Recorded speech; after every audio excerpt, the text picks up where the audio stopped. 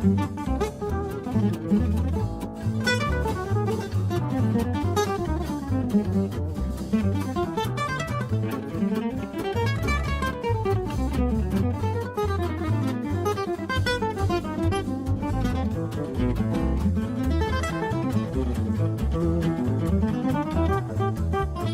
and gentlemen, welcome back to the Woody Allen Retrospective right here on PlanetTyro.com.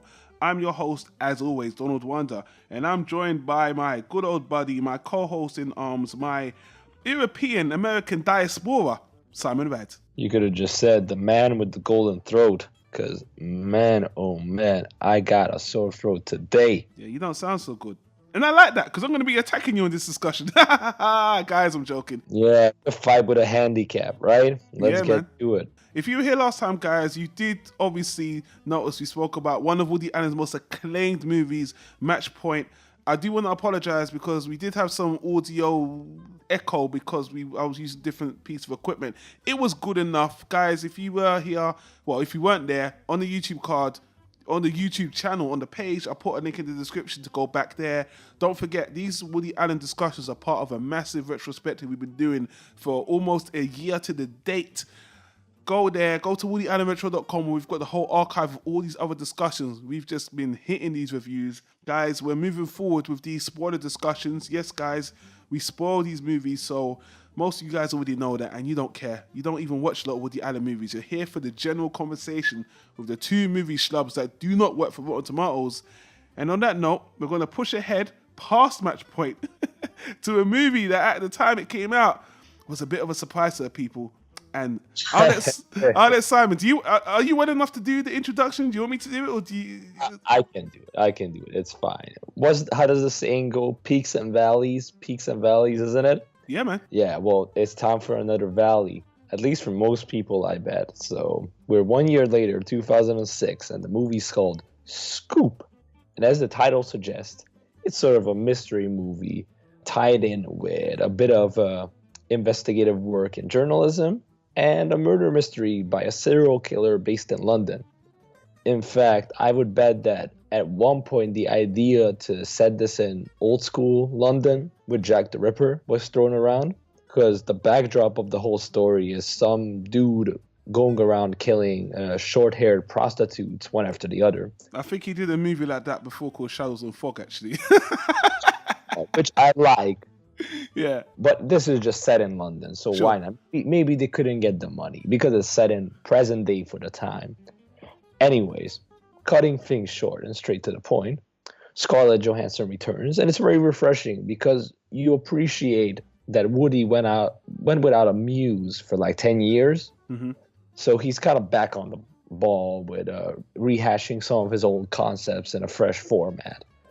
She's a young, I guess, journalist student, and they try really hard to give her a different type of character after Match Point to showcase her acting ability, which again, hats off to Woody, because at this point in her career, she was becoming just a pretty face, and nowadays she's more recognized for her acting range. Sure. So again, good on Woody, but basically, she's kind of nerdy, kind of geeky dressing. They even give her a pair of braces at some point, but at the same time, you can't hide the fact that she's attractive. And she's not shying away from it. The first scene she's in, she actually sleeps with her target for the interview, but doesn't get anything out of it. So you can tell that she's ambitious, but has a bit of a bad luck. Meanwhile, we're also introduced to a dead character, somebody who's traveling on the boat in the afterlife, played by Ian McShane. McShane, your boy from, well, I love him from Deadwood, and you recently watched his series American Gods, which apparently you didn't like that much, so I'm surprised. I love him, though. That series is trash. Anyway. The book's all right, though. The book's good, but the series, I've heard mixed things about it. He's good in it. He's a quality actor. He's like Patrick Stewart, basically, just somebody who gives a quality performance no matter what he's in. And he's bringing his A game to this one as well. Yep. The whole gimmick with his character that he's such a typical reporter, you know, that he lived the job so much that even in his death, he can't turn down a good story, or at least a good lead, because one of his fellow passengers on a boat says, well, I think I was killed because I was onto this serial killer. And he was like, I gotta get this information out there. So he actually escapes and starts swimming backwards from the river of death. And this is very, I guess, Ingmar Bergman-ish, Woody, again, drawing influences, but in his own comedic form. Then he himself reinserts him back into the film. Yes. And to be honest with you, you should stop saying that this is the last time we see Woody Allen, because he keeps coming back just like this ghost. I said as a focal character, not as a side. He's never the focal character again. He's done with that. He'll be on the side every now and again, but he ain't going to be your main lead anymore. That's what I said. Okay, fair enough. Well, once again, he's back to being a sidekick. And we're rehashing the gag of the magician again. Scarlett Johansson and her roommate go to a magician show, and Woody's the magician doing his old tricks. For like the third time. Exactly, but he's okay. He's good at it. They have some funny dialogue between him, and Scarlett Johansson. And then when she goes into the mystery box, the ghost of Ian McShane appears and gives her the scoop as the title of the movie. And if you know anything about this movie, you know that the biggest name at the time who was in there was Hugh Jackman, who, hats off to him, he was already a big star thanks to X-Men, and he had to drop a lot of his usual salary to be able to be in this movie because he sure as hell didn't get paid, as much. And again, Woody's good with casting, he's good with actors, but a lot of times he has to discover people who are going to be big, but not big yet. And he can't afford to get the big stars anymore like he did in, I would say, the 70s. So seeing Hugh Jackman was very refreshing. And of course, he's sort of the mystery man in the movie. He's very attractive. He plays the rich, wealthy, posh British guy very well. Does a kick-ass accent. And Scarlett Johansson finds him very attractive. But at the same time, she has to follow up this lead that this guy, Hugh Jackman, could be the serial killer. And that's the whole dynamic of the movie, that on one hand, he's charming, but he's also mysterious, and there are some red flags. So is this guy the killer, or is he not the killer? And that's pretty much the movie. It's a hybrid again. It is. Funny dialogue.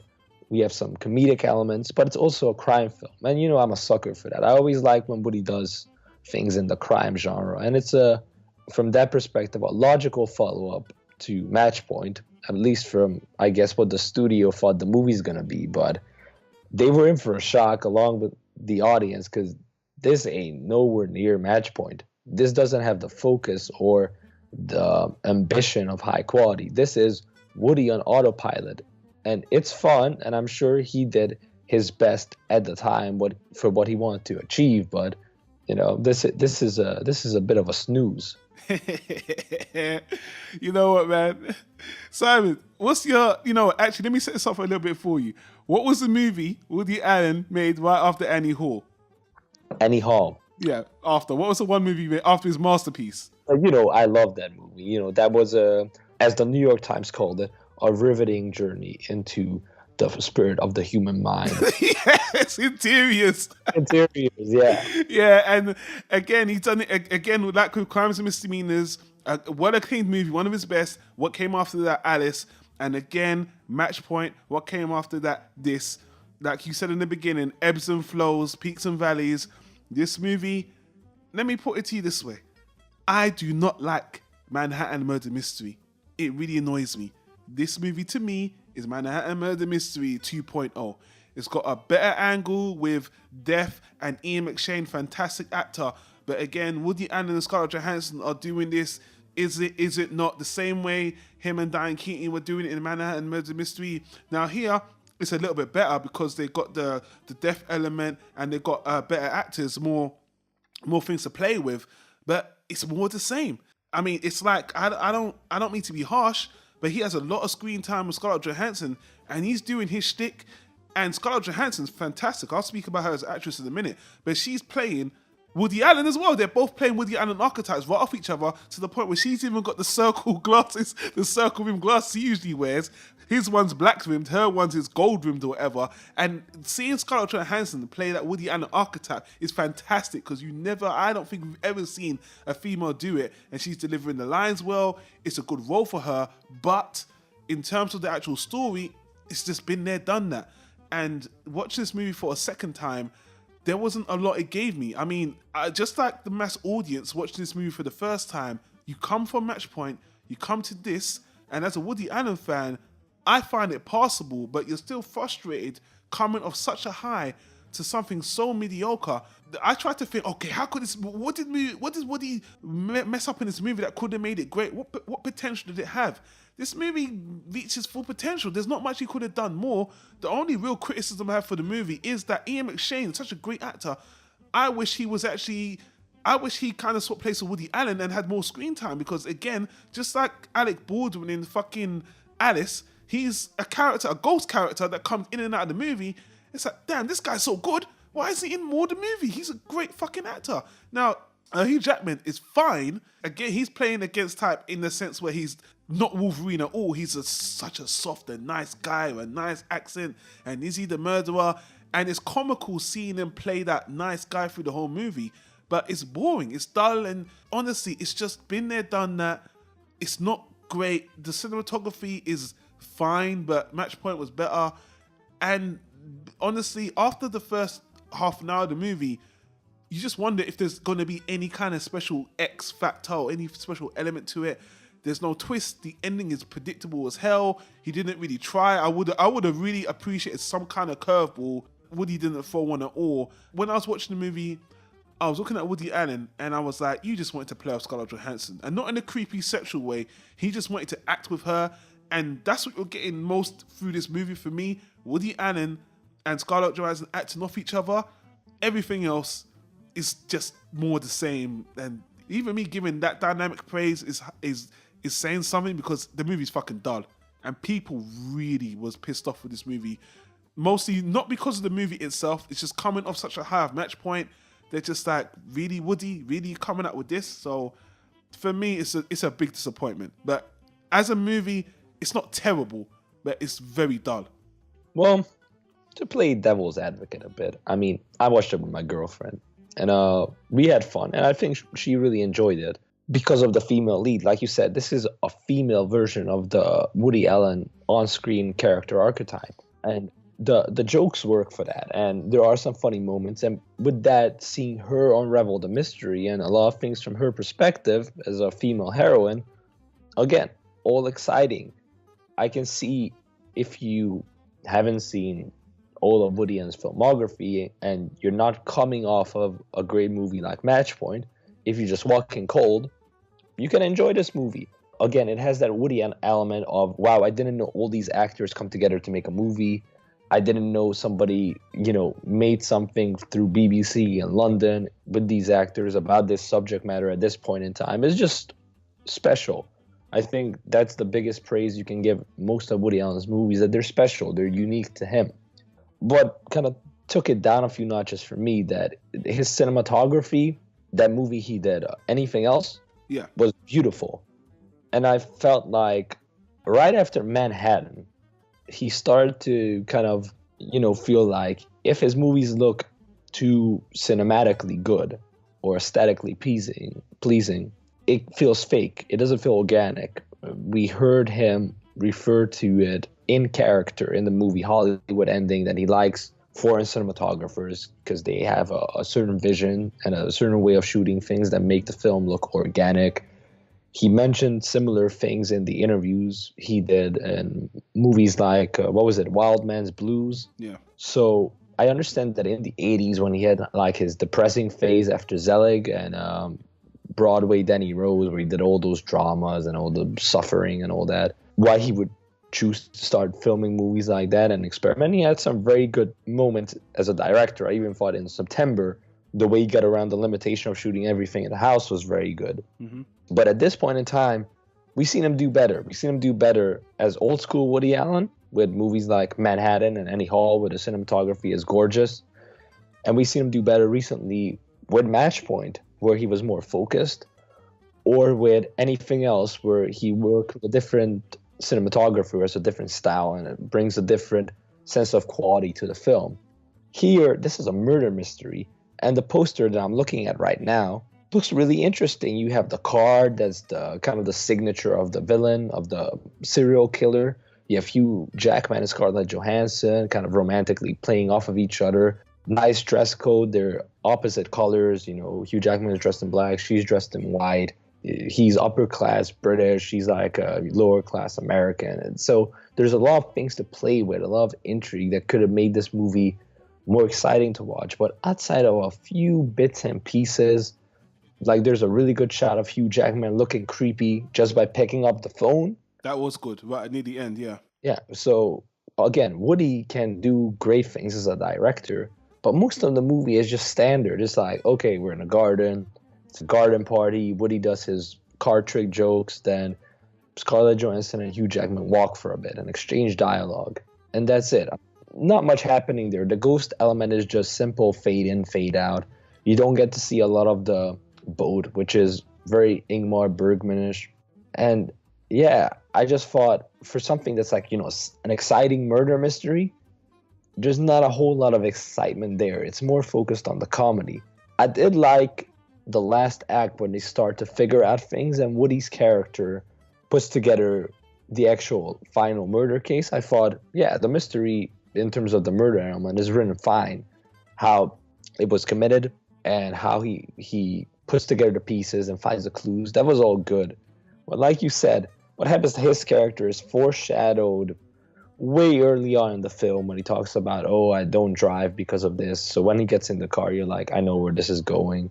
And the climax between the actual killer and Scarlett Johansson's character, again, predictable. Yeah. So while it's fun, and I think the less you know, the better it is as a viewing experience, and the less Woody Allen movies you've seen, especially from the 80s, the better this one fares, because the ideas feel fresher, the way it's shot, it feels fresher, especially for, you know, these actors' filmographies and seeing Hugh Jackman, you know, kind of play against type, which again, good decision for him because he was good in the movie. But unfortunately, I'm not shocked that he didn't receive a lot of credit for it, because ultimately his character is kind of dull. Mm-hmm. And he's dull for a reason, because he needs to be a question mark for the most of the film. Yeah, yeah. And that last turn at the end where, you know, it's revealed who's responsible for the murders, that was the funniest part of the movie for me, just because the dialogue that person's having with the police, that acting so, you know, put on, and then that little... Yeah, it was great. and that little double twist at the end, I was like, I like that dynamic. I wish I got more of that in the movie. Again, it couldn't work because they were saving that for the end, but I was just like, oh well. I saw a glimmer of charm from these actors, but they just didn't have a better script to work with. So this honestly has to be one of our shortest reviews, because I don't have anything else to say. Only one fun fact of trivia, which is going to make you laugh. Speaking of magicians, and speaking of 2006, and speaking of our actor Wolverine, what movie was he doing when this was made in 2006 about magicians? The Prestige. There you go. A marvelous movie, a magnificent movie. It's just so funny, the timing of him doing that movie and this one at the same time. And I might explain why he had such maybe a laid back, easy role. But either way, oh my God, The Prestige is a fucking marvelous film. And to be honest with you, don't tell that anybody, because you show two people, or you show one person those two films and say, oh, by the way, this was made at the same time. This movie looks like it's 20 years outdated, you know? Yeah. And actually, to be fair, to be really, really fair, the worst thing about this movie is its placement. If Woody Allen came out with this movie even 5 years later, it would have been received better. But just after Match Point, you know, it really didn't help. And at the time, the critics were so upset with this. Like, wow, Woody, you gave us a breath of fresh air and you came out with this? You've gone all the way back? It was like 10 steps forward, 20 steps back. And the most ironic thing is the next movie we're going to talk about is another neck jerker. It's going back. That's going to be a different movie. But I'm like, I remember watching the next movie after this one, because I watched them in succession. Because these three movies, Match Point, this one, and Cassandra's Dream, I went in succession. And the next movie, when we have that discussion, you're going to be like, Woody, maybe you should have swapped these movies around. But either way, if you go on IMDb and Rotten Tomatoes, at the time the movie was released, again, it was very frowned upon. Now, looking at it out of sequence and in retrospect, people are a bit more forgiving and appreciate the movie for what it is. But again, it's still kind of dull, even if it's in its own universe. But that's it. It's a short review because there's not much to say about this one. Simon, I want to say thank you for joining me on this one, as always. That's okay. I survived. You did. But you might not after tonight because you sound like you're half dead. But maybe that's what some of the people want because, you know, you are the arsehole of the century. And but no, buddy, get some rest. Let's let Simon get some rest. Anyway, guys, don't forget to subscribe to the channel. Give us a like, comment down below, and we'll see you on the next discussion.